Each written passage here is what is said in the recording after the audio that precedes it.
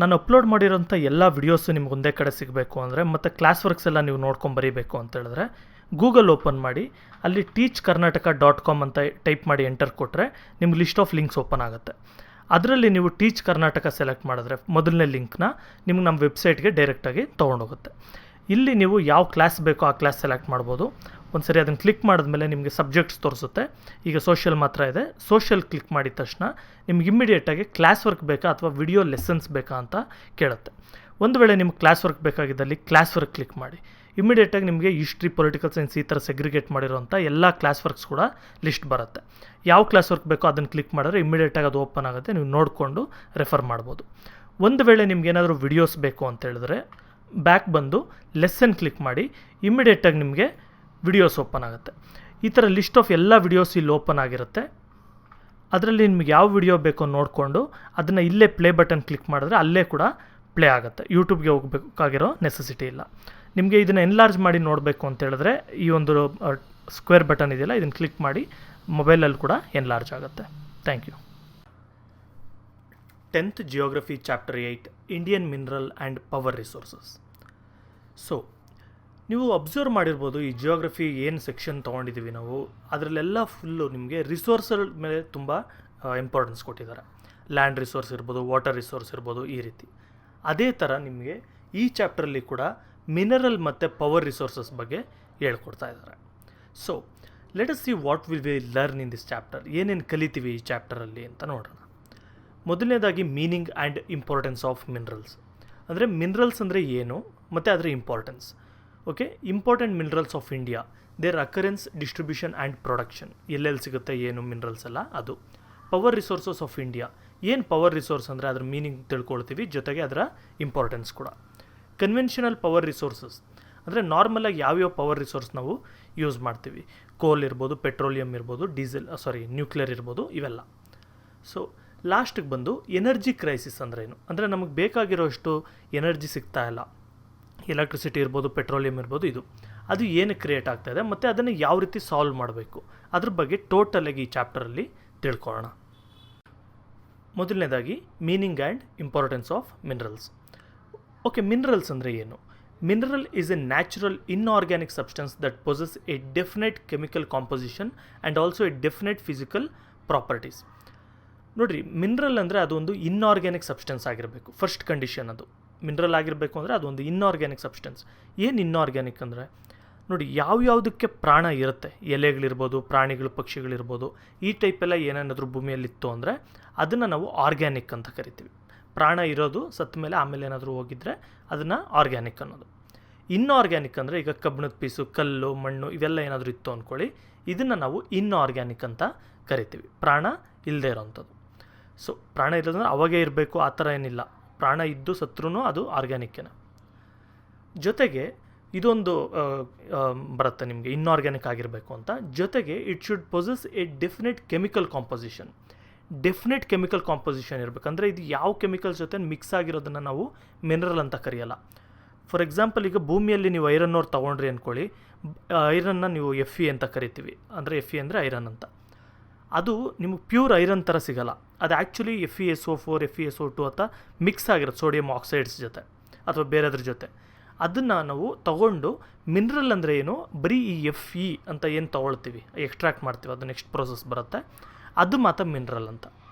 Okay, ಜೊತೆಗೆ ಕೆಲವು physical properties ಕೂಡ ಇರಬೇಕು. ಈಗ ಫಾರ್ ಎಕ್ಸಾಂಪಲ್ ಮಿನರಲ್ ಅಂದರೆ ಏನು, ಈಗ ಗೋಲ್ಡ್, ಅದಕ್ಕೆ ಈ ಥರ ಒಂದು ಪ್ರಾಪರ್ಟಿ ಇರಬೇಕು, ಶೈನಿಂಗ್ ಹೊಡಿಬೇಕು, ಕೆಳಗೆ ಬಿದ್ದರೆ ಸೌಂಡ್ ಬರಬೇಕು. ಗೋಲ್ಡ್ ಇರ್ಬೋದು, ಸಿಲ್ವರ್ ಇರ್ಬೋದು, ಕಬ್ಬಿಣ ಇರ್ಬೋದು, ಕಾಪರ್ ಇರ್ಬೋದು, ಇದೆಲ್ಲ ಕೂಡ ನಿಮಗೆ ಇದೆಲ್ಲ ಕೂಡ ಏನು ಅನ್ನೋದು ಜಸ್ಟ್ ಒಂದು ಇದರಲ್ಲಿ ಅರ್ಥ ಆಗಿಬಿಡುತ್ತೆ ಅದರ ಎಕ್ಸಾಂಪಲ್ಸ್ ನೋಡಿದ್ರೆ. ಫಾರ್ ಎಕ್ಸಾಂಪಲ್ ಏನೇನಿದೆ ಮಿನರಲಲ್ಲಿ, iron ore, manganese, bauxite etcetera. Bauxite ಅಂದರೆ ಅದು ಅಲ್ಯೂಮಿನಿಯಮ್ಗೋಸ್ಕರ ಯೂಸ್ ಮಾಡ್ತಾರೆ ರೆಡಿ ಮಾಡೋದಕ್ಕೆ. The process of extracting minerals from the earth is called mining. ನೋಡಿರಿ, ಈ ಮಿನರಲ್ಸ್ ಎಲ್ಲ ಕೂಡ ಭೂಮಿಯಲ್ಲಿರುತ್ತೆ, ಆಯಿತಾ. ಈ ಮೈನಿಂಗ್ ಮಾಡಿ ಅಂದರೆ ಈ ಭೂಮಿಯಲ್ಲಿರೋಂಥ ಒಂದು ಮಿನರಲ್ಸ್ನ ಈಚೆ ತೆಗೆದು ಎಕ್ಸ್ಟ್ರಾಕ್ಟ್ ಮಾಡಿ ಯೂಸಬಲ್ ಆಗಿ ಕನ್ವರ್ಟ್ ಮಾಡ್ತಾರಲ್ಲ, ಅದನ್ನು ನಾವು ಮೈನಿಂಗ್ ಅಂತ ಕರಿತೀವಿ. Minerals R the gift of nature. ನೋಡಿ, ಮಿನರಲ್ಸ್ ಎಲ್ಲ ಕೂಡ ನೇಚರ್ ನಮಗೆ ಕೊಟ್ಟಿರೋಂಥ, ಹ್ಯೂಮನ್ಸ್ಗೆ ಕೊಟ್ಟಿರೋಂಥ ಒಂದು ಗಿಫ್ಟ್ ಇದು. They contribute to the prosperity of a country. ಒಂದು ದೇಶದ ಒಂದು ಪ್ರಾಸ್ಪರ್ ಆಗಬೇಕು ಅಂದರೆ ಎಷ್ಟು ಡೆವಲಪ್ ಆಗ್ತಾ ಇದೆ, ಎಷ್ಟು ಚೆನ್ನಾಗಿದ್ದಾರೆ ಅನ್ನೋದು ಈ ಒಂದು ಮಿನರಲ್ ಡೆಪಾಸಿಟ್ಸ್ ಮೇಲೇ ನಿಂತಿರೋವಂಥದ್ದು. They are useful for industrial development, construction purpose, progress of transport and communication, trade and commerce and etcetera. ನೋಡಿ ಏನೇನಕ್ಕೆ ಹೆಲ್ಪ್ ಆಗುತ್ತೆ ನೋಡಿ. ಒಂದು ಇಂಡಸ್ಟ್ರಿ ಮಾಡಬೇಕು, ಒಂದು ಫ್ಯಾಕ್ಟ್ರಿ ಮಾಡಬೇಕು ಅಂದ್ಕೊಳ್ಳಿ, ಆ ಮಿಷಿನರೀಸ್ ಎಲ್ಲ ಕೂಡ ಈ ಮಿನರಲ್ಸಿಂದನೇ ರೆಡಿ ಆಗೋದು. ಐರನ್ ಇರ್ಬೋದು, ಸ್ಟೀಲ್ ಇರ್ಬೋದು, ಈ ಥರ. ಅದೇ ರೀತಿ ಕನ್ಸ್ಟ್ರಕ್ಷನ್ ಏನಾದರೂ ಮಾಡ್ತಾ ಇರ್ತೀರ, ಅದಕ್ಕೂ ಕೂಡ ನಿಮ್ಮ ಕಬ್ಬಿಣದ್ದೇನಾದರೂ ಒಂದು ಪೈಪ್ಗಳಿರ್ಬೋದು ಅಥವಾ ಕಂಬಿಗಳಿರ್ಬೋದು, ಇವೆಲ್ಲ ಕೂಡ ಬೇಕಾಗುತ್ತೆ. ಜೊತೆಗೆ ವೈರ್ ಮಾಡಬೇಕಂದ್ರೆ ಕಾಪರ್ಗಳು ಬೇಕು ನಿಮಗೆ, ಎಲೆಕ್ಟ್ರಿಕಲ್ ವೈರ್ಸ್ಗೆ, ಇದೆಲ್ಲ. And also progress of transport and communication. Transport ಅಂದರೆ ಲಾರಿಗಳೇನಾದ್ರು ರೆಡಿ ಮಾಡಬೇಕಂದ್ರೂ ಮಿನರಲ್ಸ್ ಬೇಕು, ಐರನ್ ಥರ, ಸ್ಟೀಲ್ ಥರ, ಇದೆಲ್ಲ. ಅದೇ ರೀತಿ ಕಮ್ಯುನಿಕೇಷನ್, ನೀವು ವೈರ್ಗಳೇನಾದರೂ ತೊಗೊಳ್ತೀರಿ, ಅದು ಇದು ಮಾಡಿದ್ರೆ ಅದರಲ್ಲೂ ಕೂಡ ಈ ಮಿನರಲ್ಸ್ ಯೂಸ್ ಮಾಡಲೇಬೇಕಾಗತ್ತೆ. ಜೊತೆಗೆ ಟ್ರೇಡ್, ಬಿಸ್ನೆಸ್ ಏನೇ ಇರಲಿ, ಆಲ್ಮೋಸ್ಟ್ ಆಲ್ ಎಲ್ಲದಕ್ಕೂ ಕೂಡ ಮಿನರಲ್ಸ್ ತುಂಬ important. Some minerals have great economic value. ನೋಡಿ ಎಲ್ಲ ಮಿನರಲ್ಸ್ ಅಂತ ಹೇಳಿದ್ರೆ ಒಂದು ಥರ ಇರಲ್ಲ, ಒಂದು 50 ಥರ ಇರುತ್ತೆ ನಿಮಗೆ. ನೀವೊಂದು ಪಿರಿಯೋಡಿಕ್ ಟೇಬಲ್ ಚಾರ್ಟ್ ತೊಗೊಂಡು ನೋಡಿದ್ರೆ ಸೈನ್ಸ್ ಇದರಲ್ಲಿ ನಿಮಗೆಲ್ಲ ಗೊತ್ತಾಗುತ್ತೆ ಯಾವ್ಯಾವ್ದು ಮಿನರಲ್ಸ್ ಅಂತ. ಆ ಥರ ಅಷ್ಟಿದೆ, ಆದರೆ ಎಲ್ಲದೂ ಒಂದೇ ರೇಟಾ? ಈಗ ನನ್ನ ಹತ್ರ ಒಂದು 10 ಗ್ರಾಮ್ ಗೋಲ್ಡ್ ಇದೆ, 10 ಗ್ರಾಮ್ ಐರನ್ ಇದೆ, ಎರಡಕ್ಕೂ ಒಂದೇ ರೇಟ್ ಇರುತ್ತಾ? ಇಲ್ಲ. ಅದೇ ರೀತಿ ಕೆಲವು ಮಿನರಲ್ಸ್ಗೆ ಬಂದು ತುಂಬ ರೇರಾಗಿ ಸಿಗುವಂಥ ಮಿನರಲ್ಸ್ಗೆ ತುಂಬ ಕಾಸ್ಟ್ ಜಾಸ್ತಿ. ಫಾರ್ ಎಕ್ಸಾಂಪಲ್ ಗೋಲ್ಡ್, ಡೈಮಂಡ್, ಇವೆಲ್ಲ. India is ಎಂಡೌಡ್ with many minerals. ನೋಡಿ ಇಂಡಿಯಾದಲ್ಲಿ ತುಂಬ ಜಾಸ್ತಿನೇ ಮಿನರಲ್ಸ್ ಇದೆ. Okay, important minerals. ಈಗ ಇಂಡಿಯಾದಲ್ಲಿ ತುಂಬ ಜಾಸ್ತಿ ಮಿನರಲ್ ಡೆಪಾಸಿಟ್ಸ್ ಇದೆ ಅಂತ ಗೊತ್ತಾಯಿತು. ಬೇರೆ ಬೇರೆ ವಿಧವಾಗಿ ಕೂಡ ಇದೆ, ಒಂದೇ ಥರ ಮಿನರಲ್ಸು ಇಲ್ಲ, ಎಲ್ಲ ಥರ ಮಿನರಲ್ಸ್ ಕೂಡ ಇದೆ. ಆದರೆ ಎಲ್ಲದ್ರ ಬಗ್ಗೆ ಸ್ಟಡಿ ಮಾಡೋಕ್ಕಾಗಲ್ಲ ಇಲ್ಲಿ, ನಮಗಷ್ಟು ಟೈಮ್ ಇಲ್ಲ, ಅಷ್ಟು ಕರಿಕ್ಯುಲಮಲ್ಲಿ ಆ್ಯಡ್ ಮಾಡೋಕ್ಕಾಗಲ್ಲ. ಸೊ ಕೆಲವು ಇಂಪಾರ್ಟೆಂಟ್ ಆಗಿರೋವಂಥದ್ದು ಇಂಡಿಯಾಗೆ ಅಂಥ ಮಿನರಲ್ಸ್ಗಳ ಬಗ್ಗೆ ನೋಡೋಣ. ಮೊದಲನೇದಾಗಿ ಐರನ್ ಓರ್. ಐರನ್ ಅಂದರೆ ಕಬ್ಬಿಣ, ಗೊತ್ತು ನಿಮಗೆ. ಐರನ್ ಓರ್ ಅಂದರೆ ಏನು? ಕಬ್ಬಿಣ ಇನ್ನೂ ಪ್ರೋಸೆಸ್ ಮಾಡದೆ ಇನ್ನೂ ಭೂಮಿಯಲ್ಲೇ ಸಿಗುತ್ತಲ್ಲ, ಅದಿರು ಅಂತ ಕರೀತಾರೆ ಅದನ್ನು ನಾವು ಐರನ್ ಓರ್ ಅನ್ನೋದು. ಫಾರ್ ಎಕ್ಸಾಂಪಲ್, ಇದು ನೀವು ಏನು ಐರನ್ ಓರ್ ಯಾವ ಥರ ಇರುತ್ತೆ ನಿಮ್ಗೆ ಗೊತ್ತಾಗಬೇಕು ಅಂದರೆ, ಒಂದು ಮ್ಯಾಗ್ನೆಟ್ ತೊಗೊಂಡು ಯಾವ್ದು ಭೂಮಿಯಲ್ಲಿ ಹಿಂಗೆ ಆಡಿಸಿ ನೋಡಿ, ನಿಮ್ಗೆ ಒಂದು ಬ್ಲ್ಯಾಕ್ ಕಲರ್, ಬ್ರೌನ್ ಕಲರ್ ಎಲ್ಲ ಡೆಪಾಸಿಟ್ಸ್ ನಿಮಗೆ ಸಿಗುತ್ತೆ. Iron ore is a ferrous metallic mineral. Iron ore ಬಂದು ಒಂದು ಫೆರ್ರಸ್ ಮೆಟಾಲಿಕ್ ಮಿನರಲ್ ಆಗಿದೆ. ಅಂದರೆ ಫೆರ್ರಸ್ ಅಂದರೆ FE ಅಂತ ಅದು ಸೈಂಟಿಫಿಕ್ ನೇಮ್ ಅದರದ್ದು, ಫೆರ್ರಸ್ ಅನ್ನೋದು ಐರನ್ದು. ಸೊ ಅದಕ್ಕೆ ರಿಲೇಟ್ ಆಗಿರೋಂಥ ಮೆಟಾಲಿಕ್ ಮಿನರಲ್ ಇದು. It is N important raw material for the iron and steel industry. Iron and steel industry ಏನಿದೆ ಟೋಟಲ್ ಆಗಿ ಇಂಡಿಯಾದಲ್ಲಿ, ಅದೆಲ್ಲದಕ್ಕೂ ಕೂಡ ಈ ರಾ ಮೆಟೀರಿಯಲ್ ಐರನ್ ಓರ್ ಬೇಕೇ ಬೇಕು. India is ಎಂಡೌಡ್ with large reserves of iron or. ನೋಡಿ ಇಂಡಿಯಾದಲ್ಲಿ ತುಂಬ ಜಾಸ್ತಿನೇ ಐರನ್ ಓರ್ ಇದೆ, ನಮಗೆ ಎಷ್ಟು ಬೇಕೋ ಅದಕ್ಕಿಂತ ಇನ್ನೂ ಜಾಸ್ತಿನೇ ಇದೆ. It is found in many States. ಇದು ಎಷ್ಟೊಂದು ಸ್ಟೇಟ್ಸಲ್ಲಿ ಕಾಣಿಸುತ್ತೆ. But A few States R rich in reserves and production. ನೋಡಿ ಎಲ್ಲ ಸ್ಟೇಟ್ಸಲ್ಲೂ ಇರುತ್ತೆ, ಆಲ್ಮೋಸ್ಟ್ ಅಲ್ಲಿ ಎಲ್ಲ ಜಾಗದಲ್ಲೂ ಐರನ್ ಇರುತ್ತೆ. ನೀವು ಮ್ಯಾಗ್ನೆಟ್ ತೊಗೊಂಡು ಎಂಥ ಜಾಗದಲ್ಲಿ ತೋರಿಸಿದ್ರು ಕೂಡ ಅಲ್ಲಿ ಐರನ್ ನಿಮ್ಗೊಂಚೂರು ಅಟ್ರ್ಯಾಕ್ಟ್ ಮಾಡುತ್ತೆ, ಆ ಥರ.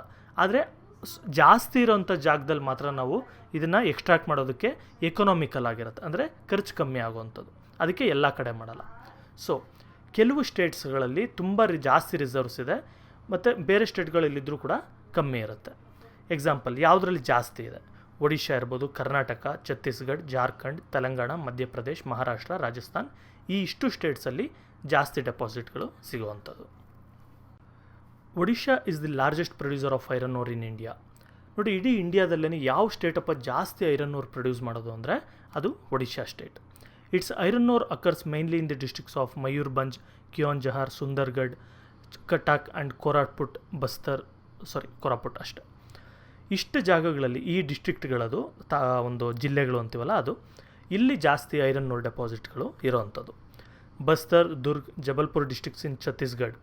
ನೋಡಿ ಇಷ್ಟು ಡಿಸ್ಟ್ರಿಕ್ಟ್ಸ್ ಬಂದು ಛತ್ತೀಸ್ಗಢಲ್ಲಿರೋವಂಥದ್ದು. Next Singhbhum, Palamau, Dhanbad and Hazaribagh in Jharkhand. ಇವಿಷ್ಟು ಜಾರ್ಖಂಡಲ್ಲಿರೋವಂಥ cities. Sandur, Hosapete, Kemmangundi and Kudremukh areas in ಕರ್ನಾಟಕದಲ್ಲಿ ಸಂಡೂರ್, ಹೊಸಪೇಟೆ, ಕೆಮ್ಮನ್ಗುಂಡಿ, ಕುದುರೆಮುಖ, ಇವಿಷ್ಟು ಜಾಗದಲ್ಲಿ ಜಾಸ್ತಿ ಐರನ್ ಓರ್ ಸಿಗುತ್ತೆ. ನೋಡಿ ಇಷ್ಟೇ ಸ್ಟೇಟ್ಸ್ ಅಲ್ಲ, ಇನ್ನೂ ಬೇರೆ ಸ್ಟೇಟ್ಸ್ ಇರ್ಬೋದು. For example Goa, Tamil Nadu, west Bengal, Uttar Pradesh, ಈ ಸ್ಟೇಟ್ಗಳಲ್ಲೂ ಕೂಡ ನಮಗೆ ಐರನ್ ಓರ್ ಡೆಪಾಸಿಟ್ಸು ಇದೆ. ಆದರೆ ನಮ್ಮಲ್ಲಿ ಕರ್ನಾಟಕದಲ್ಲಿದ್ದಷ್ಟು ಜಾಸ್ತಿ ಇಲ್ಲ ಅಷ್ಟೆ. India is the 4th largest producer of iron ore in the world. ನೋಡಿ ಇಡೀ ಪ್ರಪಂಚದಲ್ಲಿ ಯಾರಪ್ಪ ಜಾಸ್ತಿ ಐರನ್ ಓರ್ ಪ್ರೊಡ್ಯೂಸ್ ಮಾಡ್ತಾರೆ ಅಂದರೆ, ಆ ಲಿಸ್ಟ್ ತೊಗೊಂಡ್ರೆ ಅದರಲ್ಲಿ 4ನೇ ಪೊಸಿಷನ್ನಲ್ಲಿ ಇಂಡಿಯಾ ಇರೋದು. Nearly 35% of is production is consumed by our iron and steel industry.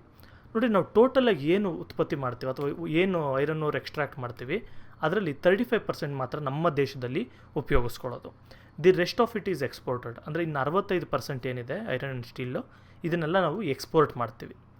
ಡೈರೆಕ್ಟಾಗಿ ಐರನ್ ಆ್ಯಂಡ್ ಸ್ಟೀಲು ಎಕ್ಸ್ಪೋರ್ಟ್ ಮಾಡ್ಬೋದು, ಅಥವಾ ಐರನ್ ಓರ್ನೇ ಕೂಡ ಎಕ್ಸ್ಪೋರ್ಟ್ ಮಾಡ್ಬೋದು. ಆದರೆ ಟೋಟಲಾಗಿ 65% ಅಷ್ಟು ಎಕ್ಸ್ಪೋರ್ಟ್ ಮಾಡ್ತೀವಿ. Manganese ore. ನೆಕ್ಸ್ಟ್ ಇನ್ನೊಂದು ಇಂಪಾರ್ಟೆಂಟ್ ಮಿನರಲ್ ಯಾವುದಪ್ಪ ಅಂದರೆ manganese. Manganese is the most important ferro alloy metal. ನೋಡಿ, ಇದು ಕೂಡ ಒಂದು ಇಂಪಾರ್ಟೆಂಟ್ ಮೆಟಲ್ ಆಗಿದೆ. It is used for the manufacture of steel ಮ್ಯಾನುಫ್ಯಾಕ್ಚರಿಂಗಲ್ಲಿ ಮ್ಯಾಂಗನೀಸ್ನ ಯೂಸ್ ಮಾಡ್ತಾರೆ. It is also used in the manufacture of dry batteries, paints, glass, pottery and calico printing. ನೋಡಿ, almost all ಮ್ಯಾಂಗನೀಸ್ನ ಎಲ್ಲ ಕಡೆ ಸುಮಾರು ಕಡೆ ಯೂಸ್ ಮಾಡ್ತಾರೆ. ಒಂದು ಬ್ಯಾಟ್ರಿಗಳಲ್ಲಿರ್ಬೋದು, ಪೇಂಟ್ಗಳಲ್ಲಿರ್ಬೋದು, ಗ್ಲಾಸಲ್ಲಿ ಇಂಪಾರ್ಟೆಂಟಾಗಿ ಯೂಸ್ ಮಾಡ್ತಾರೆ.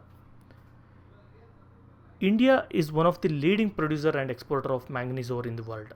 ನೋಡಿ, ಇಂಡಿಯಾ ಕೂಡ ಈ ಮ್ಯಾಂಗನೀಸ್ನ ಪ್ರೊಡ್ಯೂಸ್ ಮಾಡೋದು ಮತ್ತು ಎಕ್ಸ್ಪೋರ್ಟ್ ಮಾಡೋದ್ರಲ್ಲಿ ತುಂಬ ದೊಡ್ಡ ಪೊಸಿಷನಲ್ಲಿ ಇದೆ. ಅಂದರೆ ತುಂಬ ಜಾಸ್ತಿನೇ ಎಕ್ಸ್ಪೋರ್ಟ್ ಮತ್ತು ಪ್ರೊಡಕ್ಷನ್ ಮಾಡ್ತೀವಿ. Odisha, Maharashtra, Madhya Pradesh, Karnataka states are main producer of manganese in the country. ನೋಡಿ, ಈ ಸ್ಟೇಟ್ಗಳು ಒಡಿಶಾ, ಮಹಾರಾಷ್ಟ್ರ, ಕರ್ನಾಟಕ ಈ ಸ್ಟೇಟ್ಗಳು ಜಾಸ್ತಿ ಮ್ಯಾಂಗನೀಸ್ನ ಪ್ರೊಡ್ಯೂಸ್ ಮಾಡ್ತಾರೆ. Odisha is the largest possessor and producer of manganese ore in India. ನೋಡಿ, ಐರನ್ ಆ್ಯಂಡ್ ಸ್ಟೀಲ್ ಐರನ್ ಥರನೇ ಮ್ಯಾಂಗನೀಸ್ನು ಕೂಡ ಒಡಿಶಾ ಸ್ಟೇಟ್ ಅವರನ್ನೇ ಜಾಸ್ತಿ ಪ್ರೊಡ್ಯೂಸ್ ಮಾಡೋದು ಮತ್ತು ಜಾಸ್ತಿ ಡೆಪಾಸಿಟ್ಸ್ ಇರೋದು ಕೂಡ ಇವ್ರ ಹತ್ರನೇ. It's best manganese ore is found in Sundargarh, Kalahandi and Koraput districts. ನೋಡಿ, ಜಾಸ್ತಿ ಮ್ಯಾಂಗನೀಸ್ ಎಲ್ಲಿ ತುಂಬ ಚೆನ್ನಾಗಿರೋಂಥ ಮ್ಯಾಂಗನೀಸ್ ಓರ್ ಎಲ್ಲಿ ಸಿಗುತ್ತೆ ಅವ್ರಿಗೆ? ಸುಂದರ್ಗಢ್, ಕಲಹಂಡಿ ಮತ್ತು ಕೋರಾಪುಟ್ ಡಿಸ್ಟ್ರಿಕ್ಟ್ಗಳಲ್ಲಿ. ನಾಗ್ಪುರ್, ಬಂದಾರ, ರತ್ನಗಿರಿ ಇನ್ ಮಹಾರಾಷ್ಟ್ರ. ಜೊತೆಗೆ ಇನ್ನೂ ಎಲ್ಲೆಲ್ಲಿ ಸಿಗುತ್ತೆ ಈ ಮ್ಯಾಂಗನೀಸ್ ಎಲ್ಲ? ಈ ಮಹಾರಾಷ್ಟ್ರದ ನಾಗ್ಪುರ್, ಬಂದಾರ ಮತ್ತು ರತ್ನಗಿರಿಯಲ್ಲಿ. ಜೊತೆಗೆ ಮಧ್ಯಪ್ರದೇಶನ ಬಾಲ್ಘಾಟ್, ಚಿದ್ವಾರ, ಜಬಲ್ಪುರ್ ಮತ್ತು ದೇವಾಸ್ ಅನ್ನೋ ಒಂದು ಡಿಸ್ಟ್ರಿಕ್ಟ್ಗಳಲ್ಲಿ. ಉತ್ತರ ಕನ್ನಡ, ಶಿವಮೊಗ್ಗ, ಬಳ್ಳಾರಿ, ಚಿತ್ರದುರ್ಗ, ತುಮಕೂರು ಈ ಒಂದು ಡಿಸ್ಟ್ರಿಕ್ಟ್ಸ್ಗಳು ಕರ್ನಾಟಕದಲ್ಲಿ ಕೂಡ ಈ ಡಿಸ್ಟ್ರಿಕ್ಟ್ಗಳಲ್ಲಿ ನಮಗೆ ಮ್ಯಾಂಗನೀಸ್ ಓರ್ ಸಿಗೋವಂಥದ್ದು. So Telangana, Rajasthan, Gujarat, Jharkhand and Bihar are other minor producer of manganese.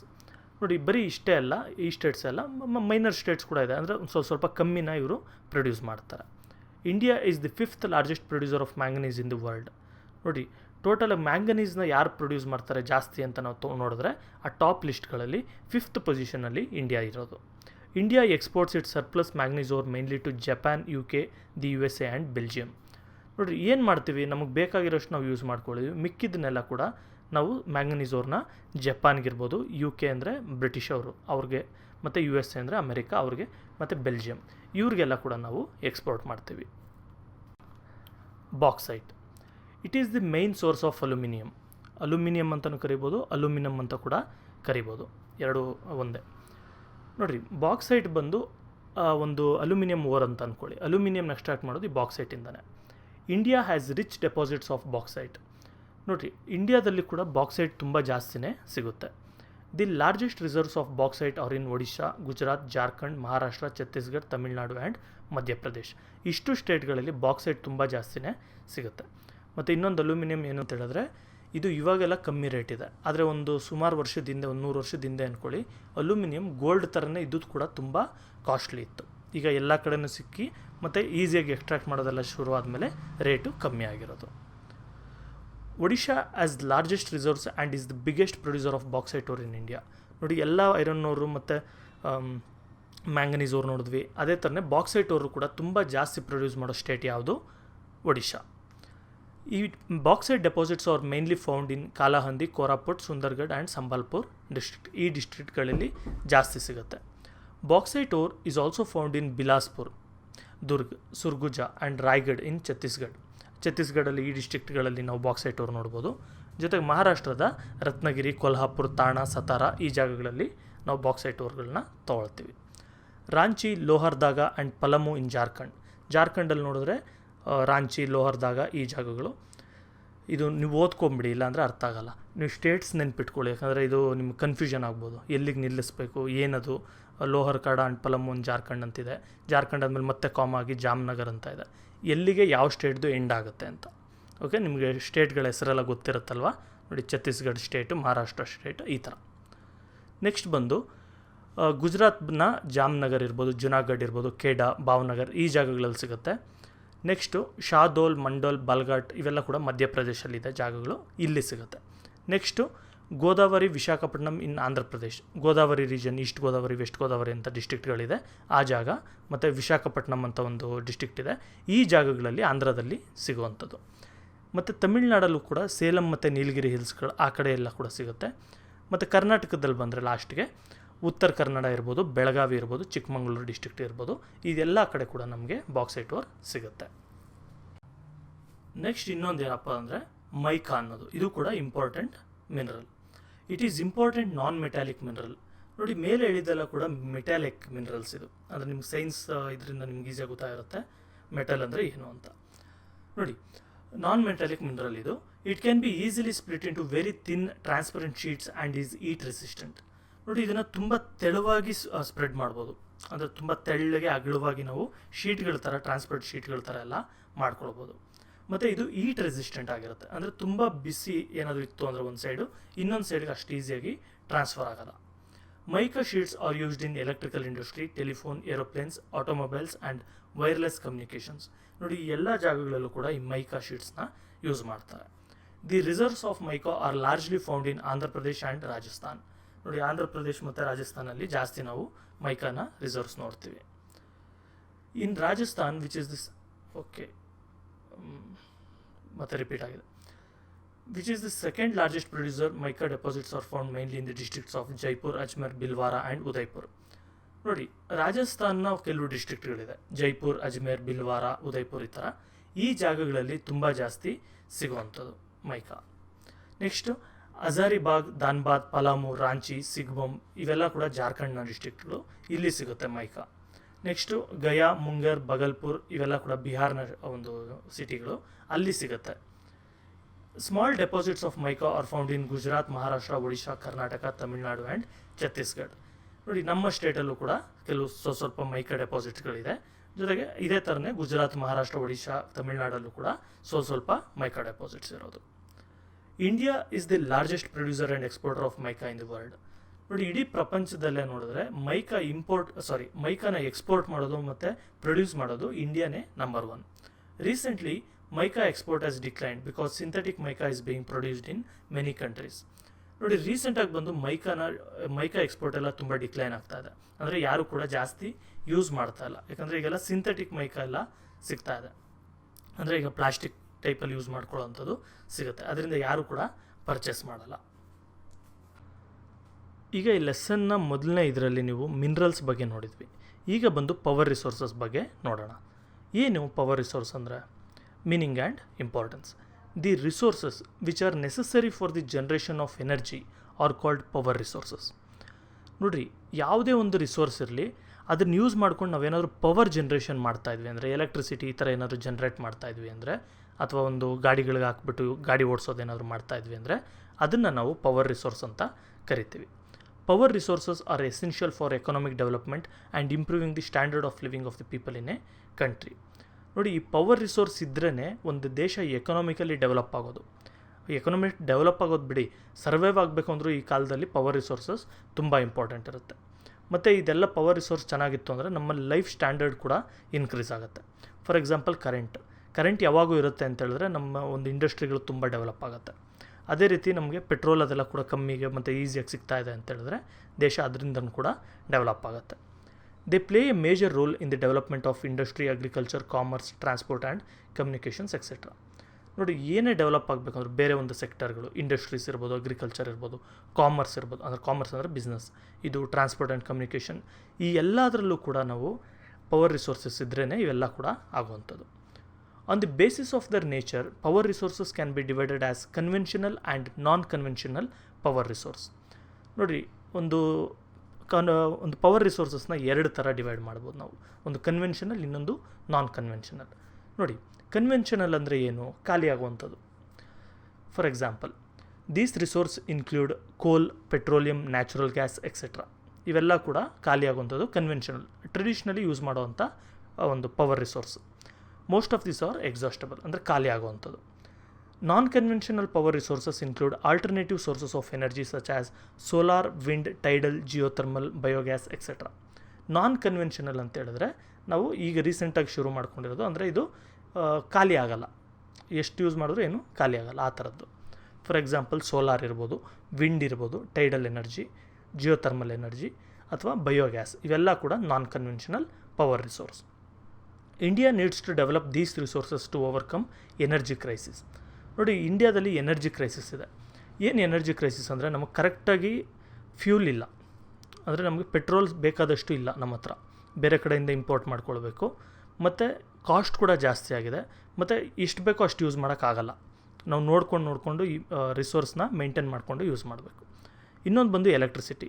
ಯಾವಾಗ ನೋಡಿದ್ರೂ ಕರೆಂಟ್ ಹೋಗ್ತಾ ಇರುತ್ತೆ. ಈಗ ರೀಸೆಂಟಾಗಿ ಹಳ್ಳಿಗೂ ಕರೆಂಟ್ ಅಂತೆಲ್ಲ ಕೊಟ್ಟಿದ್ದಾರೆ. ಅಷ್ಟು ಬಿಟ್ಟರೆ ಮೊದಲೆಲ್ಲ ನೀವು ಒಂದು 10 ವರ್ಷದ ಹಿಂದೆ ಹೋದರೆ ಹಳ್ಳಿಗಳಲ್ಲಿ ಡೈಲಿ 3 ಅವರ್ 4 ಅವರ್ ಮಾತ್ರ ಕರೆಂಟ್ಗಳಿತ್ತು. ಈ ಥರ ಎಲ್ಲ ತುಂಬ ಕ್ರೈಸಿಸಲ್ಲಿ ನಾವಿದ್ದೀವಿ. ಈಗಲೂ ಕೂಡ ಇಂಡಿಯಾದಲ್ಲಿರೋಂಥ ಎನರ್ಜಿ ಸಾಕಾಗಲ್ಲ, ಇನ್ನೂ ಜಾಸ್ತಿ ನಮಗೆ ಎಲೆಕ್ಟ್ರಿಸಿಟಿ ಬೇಕು.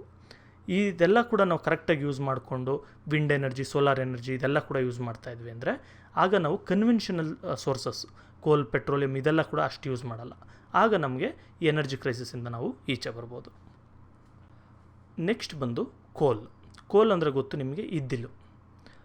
ಇದ್ದಿಲು ಅಂದರೆ ಏನು? ಫಾರ್ ಎಕ್ಸಾಂಪಲ್ ಸಿಂಪಲಾಗಿ ಹೇಳ್ತೀನಿ, ಇದು ಭೂಮಿಯಲ್ಲಿ ಸಿಗೋ ಇದ್ದಿಲು ಬೇರೆ, ಆದರೆ ನಿಮ್ಮ ಮನೆಗಳಲ್ಲೂ ಕೂಡ ಹಳ್ಳಿಗಳಲ್ಲೂ ಕೂಡ ಒಂದು ಮರನ ಸುಡ್ತಿರಲ್ಲ ನೀವು, ಏನಾದರೂ ಒಂದು ಒಲೆಗಳಿಗೆ ಹಾಕಿ ಅಲ್ಲಿ ಒಂದು ಕಪ್ಪಿಗೆ ಒಂದು ಪೀಸ್ ಟೈಪ್ ಸಿಗುತ್ತಲ್ಲ, ಅದೇ ಕೋಲ್ ಅಂದರೆ. ಅದೇ ಕೂಡ ಭೂಮಿಯಲ್ಲಿರುತ್ತೆ, ಆದರೆ ಅದು ಒಂದು ಸ್ವಲ್ಪ ಫಾರ್ಮೇಷನ್ ಬೇರೆ ಅದು. ಆದರೆ ಕೋಲ್ ಅಂದರೆ ಕಾಮನ್ ಕಾನ್ಸೆಪ್ಟ್ ಅದೇನೆ. Coal is a fuel substance of plant origin.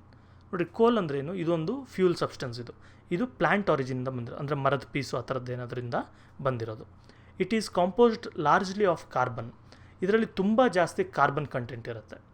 The vegetative matter which was buried in the past ages has changed in to coal due to high temperature and pressure.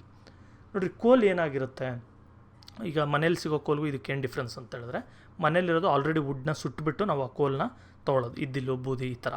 ಆದರೆ ಇಲ್ಲಿ ಕೋಲ್ ನಾವೇನು ಹೇಳ್ತಾ ಇದ್ದೀವಿ, ಇದು ಯಾವುದೋ ಒಂದು ದೊಡ್ಡ ಮರನೋ ಅಥವಾ ಒಂದು ದೊಡ್ಡ ಕಾಡೋ ಭೂಮಿಯಲ್ಲಿ ಮುಳುಗೋಗಿರುತ್ತೆ, ಅಂದರೆ ಏನೋ ಭೂಕಂಪ ಆಗಿ ಆ ಥರ ಏನಾದರೂ ಆಗಿ ಭೂಮಿಯೊಳಗೆ ಸೇರ್ಕೊಂಬಿಟ್ಟಿರುತ್ತೆ. ಇಲ್ಲಿ ತುಂಬ ಹೈ ಟೆಂಪ್ರೇಚರ್ ಆಗುತ್ತೆ, ಭೂಮಿ ಒಳಗೆ ಹೋಗ್ತಾ ಬಿಸಿ ಜಾಸ್ತಿ ಆಗುತ್ತೆ ಟೆಂಪ್ರೇಚರು. ಅದೇ ರೀತಿ ಅದ್ರ ಮೇಲೆ ತುಂಬ ಮಣ್ಣು ಕಲ್ಲು ಎಲ್ಲ ಬಿದ್ದು ವೆಯ್ಟ್ ಕೂಡ ಜಾಸ್ತಿ ಆಗುತ್ತೆ. ಆಗ ಪ್ರೆಷರ್ ಕ್ರಿಯೇಟ್ ಆಗುತ್ತೆ ಅಲ್ಲಿ. ಈ ರೀತಿ ಹೈ ಪ್ರೆಷರ್ ಮತ್ತು ಹೈ ಟೆಂಪ್ರೇಚರ್ ಎರಡೂ ಕ್ರಿಯೇಟ್ ಆಗಿಬಿಟ್ಟು ಅಲ್ಲಿ ನಾವು ಬೆಂಕಿ ಹಚ್ಚೋದೇ ಬೇಕಾಗಿಲ್ಲ, ಆಟೋಮೆಟಿಕ್ಕಾಗಿ ಅದು ಸುಮಾರು ವರ್ಷಗಳಾದ ಮೇಲೆ ಕೋಲಾಗಿ ಟರ್ನ್ ಆಗಿದೆ. ಸೊ ಅದು ಕೋಲ್ ಅಂದರೆ ಇಂಪಾರ್ಟೆನ್ಸ್. ಈಗ ಇಲ್ಲಿವರೆಗೂ ಕೋಲ್ ಅಂದರೆ ಏನೋ ಒಂದು ಮೀನಿಂಗ್ ನೋಡಿದ್ವಿ. ಈಗ ಅದು ಏನಕ್ಕೆ ಇಂಪಾರ್ಟೆಂಟ್ ಅಂತ ಕೂಡ ನೋಡೋಣ. Coal is an important source of power in India. ಇಂಡಿಯಾದಲ್ಲೇ ಕೋಲ್ ತುಂಬ ಇಂಪಾರ್ಟೆಂಟ್ ಪವರ್ ಸೋರ್ಸ್ ಆಗಿದೆ. It contributes to about 67% of the total energy consumed in the country.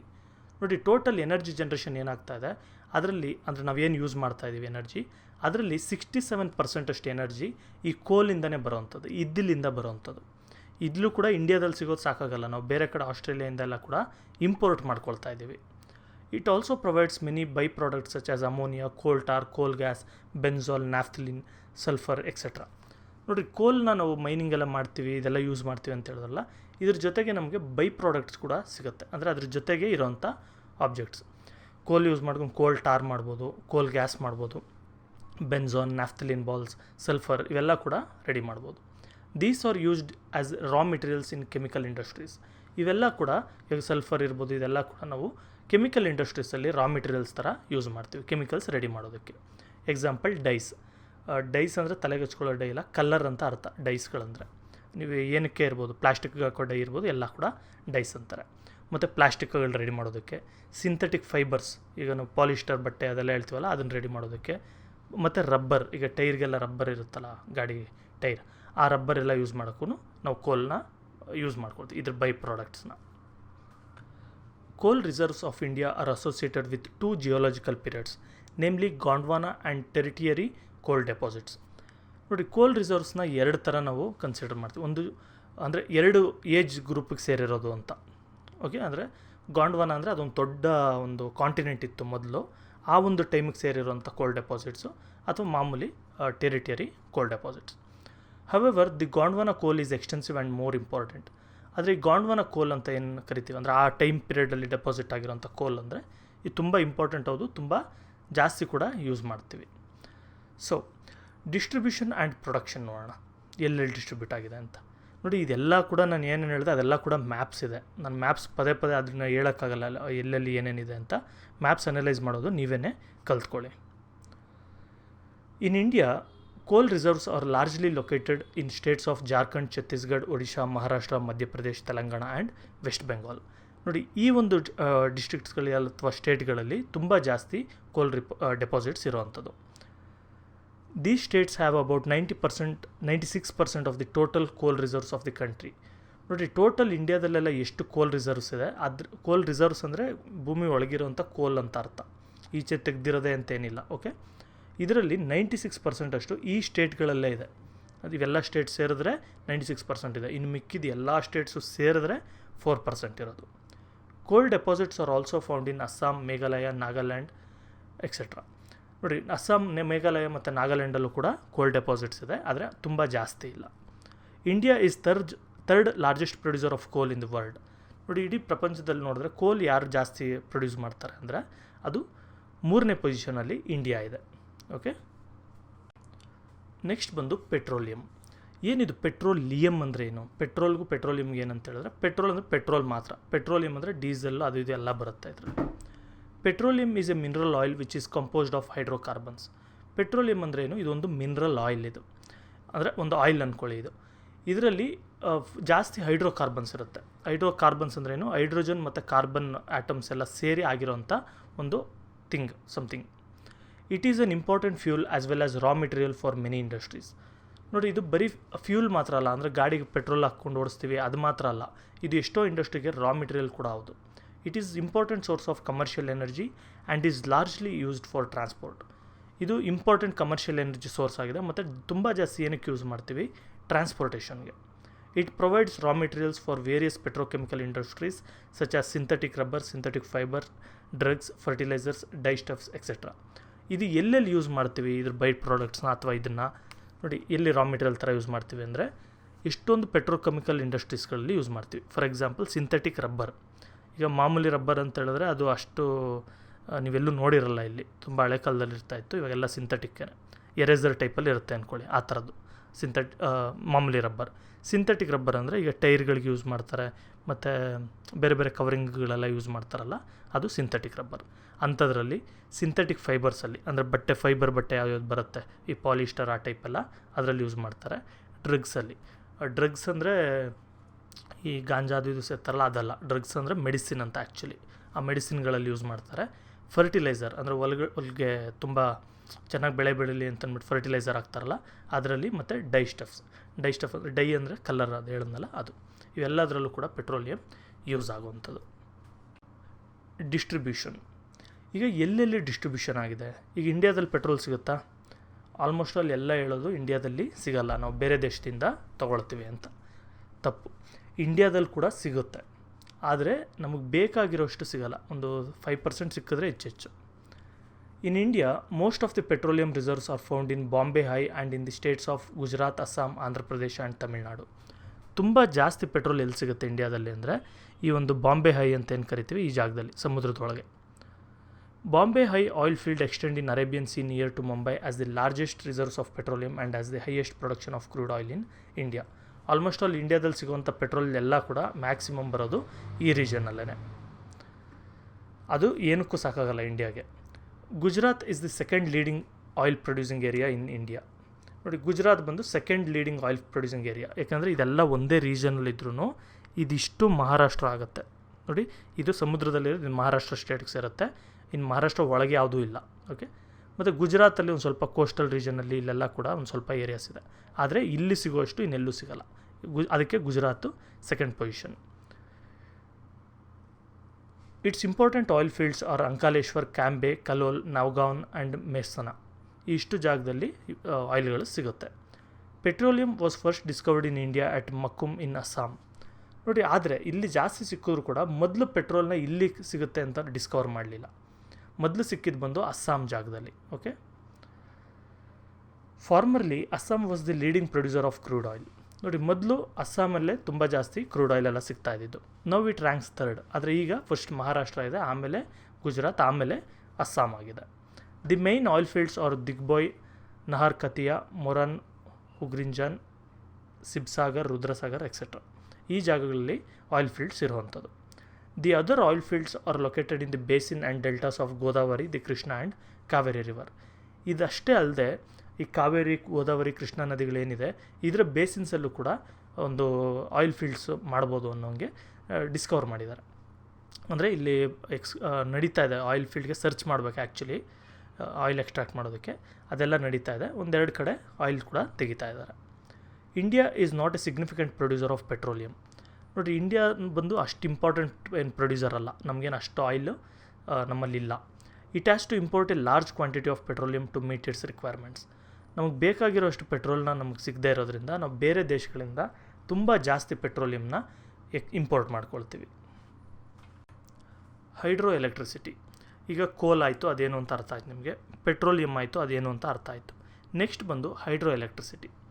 Hydro ಅಂದರೆ ಏನು? ಹೈಡ್ರೋ ಅಂತ ಹೇಳಿದ್ರೆ something related to water. Okay, electricity ಅಂದರೆ ನಿಮಗೆ ಗೊತ್ತು. Electricity generated from the force of falling water is called hydro electricity. ಏನು hydro electricity ಅಂದರೆ, ಈಗ ಮೇಲಿಂದ ನೀರು ಬೀಳ್ತಾ ಇರುತ್ತೆ, ಆ ಫೋರ್ಸ್ಗೆ ಟರ್ಬೈನ್ಸ್ ರೊಟೇಟ್ ಆಗಿ ಅಲ್ಲಿ ಎಲೆಕ್ಟ್ರಿಸಿಟಿ ಜನ್ರೇಟ್ ಆಯಿತು ಅಂದರೆ ಅದನ್ನು ನಾವು ಹೈಡ್ರೋ ಎಲೆಕ್ಟ್ರಿಸಿಟಿ ಅನ್ನೋದು. It is renewable, cheaper and has higher calorific value than coal and oil. ನೋಡಿ, ಹೈಡ್ರೋ ಎಲೆಕ್ಟ್ರಿಸಿಟಿ ತುಂಬ ಇಂಪಾರ್ಟೆಂಟ್. ಏನಕ್ಕೆ ಅಂದರೆ ಇದು ರಿನ್ಯೂವೇಬಲ್, ಅಂದರೆ ಮಳೆ ಬಂತು ಅಂದರೆ ಮತ್ತೆ ಬರುತ್ತೆ, ಅಂದರೆ ವೇಸ್ಟ್ ಏನಾಗಲ್ಲ. ಇವಾಗ ನೀರೇನು ವೇಸ್ಟ್ ಆಗಲ್ವಲ್ಲ ಅಲ್ಲಿ ಬೀಳೋದ್ರಿಂದ, ಜಸ್ಟ್ ಅದು ಬೀಳೋದನ್ನು ದಾರಿನ ನಾವು ಯೂಸ್ ಮಾಡಿಕೊಂಡು ಹೈಡ್ರೋ ಎಲೆಕ್ಟ್ರಿಸಿಟಿ ರೆಡಿ ಮಾಡ್ತಾ ಇರೋದು. ಸೊ ಅದು ರಿನ್ಯೂವೇಬಲ್ ಆಗಿದೆ ಮತ್ತು ಚೀಪರ್ ಆಗಿದೆ, ಏನು ಜಾಸ್ತಿ ಖರ್ಚಾಗಲ್ಲ ನಮಗೆ. And also has higher calorific value, ಅಂದರೆ ತುಂಬ ಕ್ಯಾಲೋರಿಫಿಕ್ ವ್ಯಾಲ್ಯೂ ಇರುತ್ತೆ. ಅಂದರೆ ಏನು, ಕೋಲಿಂದ ಜಾಸ್ತಿ ನಮಗೆ ಪೊಲ್ಯೂಷನ್ ಆಗೋದು ಅವೆಲ್ಲ ಜಾಸ್ತಿ ಇರುತ್ತೆ, ಮತ್ತು ಅಷ್ಟು ಔಟ್ಪುಟ್ ಕೂಡ ಬರೋಲ್ಲ. ಇವಾಗ ಪೆಟ್ರೋಲಿಯಂ ಆಯಿಲಿಂದ ಕೂಡ ಅಷ್ಟೇನು ಔಟ್ಪುಟ್ ಬರೋಲ್ಲ. ಔಟ್ಪುಟ್ ಚೆನ್ನಾಗಿ ಬರುತ್ತೆ, ಆದರೆ ಒಂದು ಎನ್ವಿರಾನ್ಮೆಂಟ್ ಪೊಲ್ಯೂಟ್ ಆಗೋದೆಲ್ಲ ಕೂಡ ಜಾಸ್ತಿ, ಮತ್ತು ಸಸ್ಟೈನ್ ಮಾಡ್ಕೊಳ್ಳೋಕೆ ಕಷ್ಟ ಅದರಿಂದ. It keeps the machines clean and it can be easily transmitted. ಮತ್ತು ಇನ್ನೊಂದು ಹೈಡ್ರೋ ಎಲೆಕ್ಟ್ರಿಸಿಟಿಯಲ್ಲಿ ಏನು ಅಂತ ಹೇಳಿದ್ರೆ, ಮಿಷಿನ್ಸ್ ತುಂಬ ಕ್ಲೀನಾಗಿರುತ್ತೆ, ಏನು ಗಲೀಜೆಲ್ಲ ತುಂಬ ಜಾಸ್ತಿ ಆಗೋಲ್ಲ. ಕ್ಲೀನಿಂಗ್ ಯಾವಾಗೂ ಏನು ಬೇಕಾಗಲ್ಲ, ಯಾವಾಗಾದ್ರೂ ಒಂದು ಸರಿ ಮಾಡಿದ್ರೆ ಆಯಿತು. ಆದರೆ ಕೋಲು ಮತ್ತು ಆಯಿಲ್ ಆ ಥರ ಅಲ್ಲ, ತುಂಬ ಈ ಬೂದಿ ಟೈಪೆಲ್ಲ ಹೋಗಿ ಕಚ್ಕೊಂಡ್ಬಿಡುತ್ತೆ, ಅದನ್ನು ರೆಗ್ಯುಲರ್ ಮೇಂಟೆನೆನ್ಸ್ ಇರಬೇಕು, ಈ ಥರ ಖರ್ಚು ಜಾಸ್ತಿ ಅದು.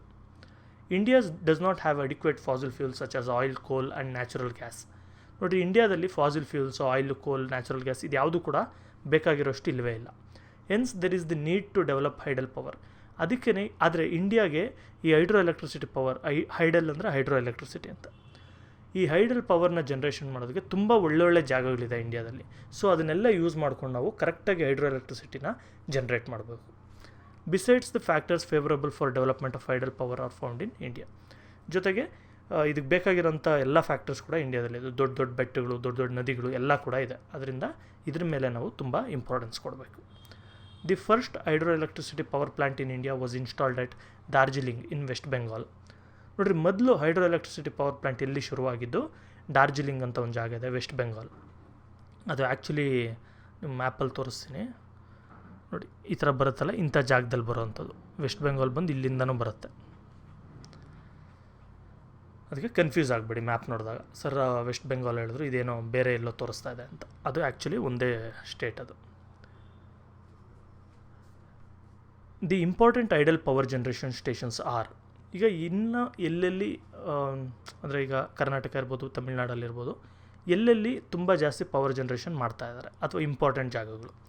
ಕರ್ನಾಟಕದಲ್ಲಿ ಬಂದು ಶಿವನ ಸಮುದ್ರ ಇರ್ಬೋದು, ಶಿಂಷಾ, ಶರಾವತಿ, ಲಿಂಗನಮಕ್ಕಿ, ಅಲಮಟ್ಟಿ, ವರಾಹಿ, ಕಾಳಿ, ಭದ್ರಾ, ಈ ಒಂದು ನದಿಗಳು ಮತ್ತು ಈ ಒಂದು ರೀಜನ್ಗಳಲ್ಲಿ ನಾವು ಹೈಡ್ರೋ ಎಲೆಕ್ಟ್ರಿಸಿಟಿ ಜನ್ರೇಟ್ ಮಾಡ್ತೀವಿ.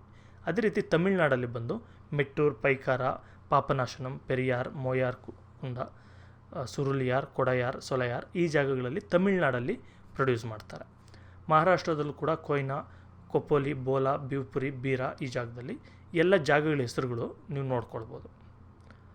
ಅದರ್ಸ್ ಉಕೈ ಕದಾನ ಇನ್ ಗುಜರಾತ್, ಸುಬರ್ಣರೇಖಾ, ಮೈಥೋನ್ ತೈಲಿಯ, ಪಂಚಟ್ ಹಿಲ್ ಇನ್ ಜಾರ್ಖಂಡ್, ಬಕ್ರಾನಂಗಲ್ ಇನ್ ಪಂಜಾಬ್, ಕೋಸಿ ಇನ್ ಬಿಹಾರ್, ಗಾಂಧಿ ಸಾಗರ್ ಇನ್ ಮಧ್ಯಪ್ರದೇಶ್ ಈ ಜಾಗಗಳಲ್ಲೂ ಕೂಡ ನಮಗೆ ಹೈಡ್ರೋ ಎಲೆಕ್ಟ್ರಿಸಿಟಿ ಜನ್ರೇಟ್ ಆಗುತ್ತೆ. ಅಂದರೆ ಬೇರೆ ಸ್ಟೇಟ್ಗಳಲ್ಲಿ ಮೇನ್ ಇಂಪಾರ್ಟೆಂಟ್ ಸ್ಟೇಟ್ಗಳು ಇಷ್ಟು. Besides there are many other hydel power projects are found in various parts of the country. ಇಷ್ಟೇ ಅಲ್ಲದೆ ಇನ್ನೂ ಸುಮಾರು ಕಡೆ ಚಿಕ್ಕ ಚಿಕ್ಕದಾಗಿ ಹೈಡ್ರೋ ಎಲೆಕ್ಟ್ರಿಸಿಟಿ ಪವರ್ ಪ್ರಾಜೆಕ್ಟ್ಸ್ ಎಲ್ಲ ಇದೆ ಇಂಡಿಯಾದಲ್ಲಿ. Nuclear power. ಈಗ ಹೈಡ್ರೋ ಎಲೆಕ್ಟ್ರಿಸಿಟಿ ಬಗ್ಗೆ ಎಲ್ಲ ನೋಡಿದ್ವಿ. ಅದೇ ರೀತಿ ನ್ಯೂಕ್ಲಿಯರ್ ಪವರ್ ಅಂದರೆ ಏನು? ಇವಾಗ ನ್ಯೂಕ್ಲಿಯರ್ ಅಂದಿದ ತಕ್ಷಣ ಭಯ ಆಗ್ಬಿಡುತ್ತೆ ಎಲ್ಲರಿಗೂ. ನ್ಯೂಕ್ಲಿಯರ್ ಬಾಂಬ್ ಅಂತ ನಮ್ಗೆ ಅನಿಸ್ಬಿಡುತ್ತೆ. ಹೌದು, ನ್ಯೂಕ್ಲಿಯರ್ ಬಾಂಬ್ ಕೂಡ ಹೌದು. ಅದೇ ಟೆಕ್ನಾಲಜಿನ ಯೂಸ್ ಮಾಡಿಕೊಂಡು, ಅಂದರೆ ಸಿಮಿಲರ್ ಟೆಕ್ನಾಲಜಿನ ಯೂಸ್ ಮಾಡಿಕೊಂಡು ನ್ಯೂಕ್ಲಿಯರ್ ಪವರ್ ಪ್ಲ್ಯಾಂಟ್ಸ್ ಕೂಡ ಮಾಡ್ತಾರೆ. ಇದರಿಂದ ನಾವು ಎನರ್ಜಿ ಕೂಡ ಜನ್ರೇಟ್ ಮಾಡ್ಬೋದು. So the energy generated from the atomic minerals is called nuclear power. ಈ atomic minerals hydrogen, plutonium, thorium ಇವೆಲ್ಲ ಯೂಸ್ ಮಾಡಿಕೊಂಡು ನಾವು ರೆಡಿ ಮಾಡ್ತೀವಲ್ಲ, ಒಂದು ಎನರ್ಜಿ ಜನ್ರೇಟ್ ಮಾಡ್ತೀವಲ್ಲ, ಅದನ್ನು ನಾವು ನ್ಯೂಕ್ಲಿಯರ್ ಪವರ್ ಅಂತ ಕರೆಯೋದು. ಮತ್ತು ಆ ಪ್ಲ್ಯಾಂಟ್ಗಳೇನು ಅಂದರೆ ಅದು ಒಂದು ದೊಡ್ಡ ಇಂಡಸ್ಟ್ರಿ ಟೈಪು, ಫ್ಯಾಕ್ಟ್ರಿ ಟೈಪ್ ಆ ಥರ ಎಲ್ಲ ಕಟ್ಟಿರ್ತಾರಲ್ಲ, ಅದನ್ನು ನಾವು ನ್ಯೂಕ್ಲಿಯರ್ ಪವರ್ ಪ್ಲ್ಯಾಂಟ್ ಅಂತ ಕರಿತೀವಿ. In India the demand for energy has increased. ನೋಡಿರಿ, ಇಂಡಿಯಾದಲ್ಲಿ ಎನರ್ಜಿ ಡಿಮ್ಯಾಂಡ್ಸ್ ತುಂಬ ಜಾಸ್ತಿ ಇದೆ. ಅಂದರೆ ಜನಗಳು ತುಂಬ ಜಾಸ್ತಿ ಇದ್ದಾರೆ, ಫ್ಯಾಕ್ಟ್ರಿಗಳಾಗ್ತಾಯಿದೆ, ಇಂಡಸ್ಟ್ರೀಸ್ ಆಗ್ತಾಯಿದೆ, ಈ ಥರ ಎಲ್ಲ ಇರೋದ್ರಿಂದ ಎನರ್ಜಿಗೆ ತುಂಬ ಡಿಮ್ಯಾಂಡ್ ಇದೆ. However the production of power is not enough to meet the requirement. ಆದರೆ ನಮ್ಮಲ್ಲಿ ಎಷ್ಟು ಪವರ್ ಪ್ರೊಡ್ಯೂಸ್ ಮಾಡ್ತೀವಿ ಅಷ್ಟು ರಿಕ್ವೈರ್ಮೆಂಟ್ಗೆ ಸಾಕಾಗ್ತಾ ಇಲ್ಲ. ಅಂದರೆ ಸಿಟಿಗಳು ಬೆಳೀತಾ ಇದೆ, ಹಳ್ಳಿಗಳು ಕೂಡ ಬೆಳೀತಾ ಇದೆ, ಪವರ್ ಕನ್ಸಪ್ಷನ್ ಜಾಸ್ತಿ ಆಗ್ತಾ ಇದೆ. ಇದೆಲ್ಲದರಿಂದ ಒಂದು ನಮ್ಗೆ ಏನು ಎನರ್ಜಿ ರಿಕ್ವೈರ್ಮೆಂಟ್ಸ್ ಇದೆ ಅದು ಫುಲ್ಫಿಲ್ ಆಗ್ತಾ ಇಲ್ಲ. Hence India formulated the programme of nuclear power production. ಇದರಿಂದ ಇಂಡಿಯಾದವ್ರು ಏನು ಮಾಡಿದ್ದೀವಿ, ನಾವು ನ್ಯೂಕ್ಲಿಯರ್ ಪವರ್ ಪ್ರೊಡಕ್ಷನ್ಗೆ ನಾವು ಬಂದಿದ್ದೀವಿ. ಅಂದರೆ ಏನು, ನ್ಯೂಕ್ಲಿಯರ್ ಎಲಿಮೆಂಟ್ಸ್ನ ಯೂಸ್ ಮಾಡ್ಕೊಂಡು, ಮಿನರಲ್ಸ್ನ ಯೂಸ್ ಮಾಡಿಕೊಂಡು ಎಲೆಕ್ಟ್ರಿಸಿಟಿ ಜನ್ರೇಟ್ ಮಾಡೋದು. India has large reserves of atomic minerals. Example uranium, thorium, which are required for generation of nuclear energy. ನೋಡಿ, ಯುರೇನಿಯಂ, ಥೋರಿಯಂ ಅಂತ ಏನು ಕರಿತೀವಿ, ನ್ಯೂಕ್ಲಿಯರ್ ಮೆಟೀರಿಯಲ್ ಅಥವಾ ಅಟಾಮಿಕ್ ಮಿನರಲ್ಸ್ ಅಂತ, ಇದ್ರದ್ದು ಜಾಸ್ತಿ ರಿಸರ್ವ್ಸ್ ಇಂಡಿಯಾದಲ್ಲಿದೆ. ರಿಸರ್ವ್ಸ್ ಅಂದರೆ ಇನ್ನೂ ಭೂಮಿಯಲ್ಲಿ ಇರೋವಂಥದ್ದು, ನಾವು ಎಕ್ಸ್ಕವೇಟ್ ಮಾಡಿಲ್ಲ. Okay, it also has the technical know how. ಅದು ನಮ್ಮಲ್ಲಿ ಜೊತೆಗೆ ಟೆಕ್ನಿಕಲ್ ನೋ ಹಾವ್ ಕೂಡ ಇದೆ. ನೋಡಿ, ಒಂದು ನ್ಯೂಕ್ಲಿಯರ್ ಪವರ್ ಪ್ಲ್ಯಾಂಟ್ನ ರೆಡಿ ಮಾಡಬೇಕು ಅಥವಾ ನ್ಯೂಕ್ಲಿಯರ್ ಎನರ್ಜಿನ ನಾವು ತೊಗೊಳ್ಬೇಕು ಅಂದರೆ ಅದು ತುಂಬ ಕಷ್ಟ. ಅಂದರೆ ಟೆಕ್ನಾಲಜಿ ತುಂಬ ಇಂಪ್ರೂವ್ ಆಗಿರಬೇಕು. ಆದರೆ ಇಂಡಿಯಾ ತುಂಬ ಒಂದು ಟಾಪ್ ದೇಶ ಆಗಿರೋದ್ರಿಂದ ಈಗ ನಮ್ಮಲ್ಲಿ ಈ ಟೆಕ್ನಿಕಲ್ ನಾಲೆಡ್ಜ್ ಕೂಡ ಇದೆ. The first nuclear power plant was set up ಎಟ್ ತಾರಾಪುರ್ 1969. ನೋಡಿ, 1969 ಆಲ್ಮೋಸ್ಟ್ ಆಲ್ 23 ಇಯರ್ಸ್ ಬ್ಯಾಕನ್ನು ನಾವು ತಾರಾಪುರ ಹತ್ರ ಒಂದು ನ್ಯೂಕ್ಲಿಯರ್ ಪವರ್ ಪ್ಲ್ಯಾಂಟ್ನ ಕಟ್ಟಿದ್ವಿ. Now there are 7 nuclear power plants in the country. ಈಗ 7 ನ್ಯೂಕ್ಲಿಯರ್ ಪವರ್ ಪ್ಲ್ಯಾಂಟ್ಸ್ ಇದೆ ನಮ್ಮ ದೇಶದಲ್ಲಿ. ಒಂದು ಬಂದು ತಾರಾಪುರ್ ಅಂತ ಮುಂಬೈ ಹತ್ರ ಇದೆ. ನೆಕ್ಸ್ಟ್ ಇನ್ನೊಂದು ಬಂದು ರಾಣಾ ಪ್ರತಾಪ್ ಸಾಗರ್ ಅಂತ ರಾಜಸ್ಥಾನಲ್ಲಿದೆ. ಕಾಲಾಪಾಕಂ ತಮಿಳ್ನಾಡು ಹತ್ರ, ನರೋರಾ ಉತ್ತರ ಪ್ರದೇಶ್, ಕಕ್ರಪಾರ ಗುಜರಾತ್, ಕೈಗಾ ನಮ್ಮ ಕರ್ನಾಟಕದಲ್ಲಿ, ಕುಂದನ್ ಕುಲಂ ಅಂತಲೂ ಕರೀತಾರೆ, ಕುಂದನ್ ಕುಲಂ ಅಂತಲೂ ಅಂತಾರೆ, ಇದು ತಮಿಳ್ನಾಡು. ಇಷ್ಟು ಜಾಗದಲ್ಲಿ ನಮ್ಮಲ್ಲಿ ನ್ಯೂಕ್ಲಿಯರ್ ಪವರು ಇದೆ. ಈಗ need for the non conventional power resources. ಈಗ ನಾವು ಕೋಲ್, ಪೆಟ್ರೋಲ್ ಇದೆಲ್ಲ ಗೊತ್ತಾಯಿತು, ಕನ್ವೆನ್ಷನಲ್ ಪವರ್ ರಿಸೋರ್ಸ್ ಅಂತ. ಆದರೆ ನಮ್ಗೆ ಗೊತ್ತು ಸೋಲಾರ್, ವಿಂಡ್ ಇದೆಲ್ಲ ಇದೆಯಲ್ಲ, ಇದು ನಾನ್ ಕನ್ವೆನ್ಷನಲ್ ಪವರ್ ರಿಸೋರ್ಸ್ ಅಂತ. ಈಗ ಏನಕ್ಕೆ ನಾನ್ ಕನ್ವೆನ್ಷನಲ್ ಪವರ್ ರಿಸೋರ್ಸ್ ಬೇಕು ನೋಡೋಣ. In India non conventional power resources R found in abundance. ನೋಡಿ, ನಮ್ಮಲ್ಲಿ ಹೈಡ್ರೋ ಎಲೆಕ್ಟ್ರಿಸಿಟಿ ಜನ್ರೇಟ್ ಮಾಡೋದಕ್ಕೆ ನದಿಗಳಿರ್ಬೋದು, ಬೆಟ್ಟಗಳಿರ್ಬೋದು, ಇದು ಜೊತೆಗೆ ಗಾಳಿ ಬೀಸೋದಕ್ಕೆ ವಿಂಡ್ ಇರ್ಬೋದು, ಮತ್ತು ನಮ್ಮಲ್ಲಿ ತುಂಬ ಬಿಸಿಲು ಬೀಳೋದ್ರಿಂದ ಸೋಲಾರ್ ಕೂಡ ಇರ್ಬೋದು. ಇದೆಲ್ಲ ಕೂಡ ತುಂಬ ಜಾಸ್ತಿನೇ ಇದೆ. They are renewable, pollution free and eco friendly.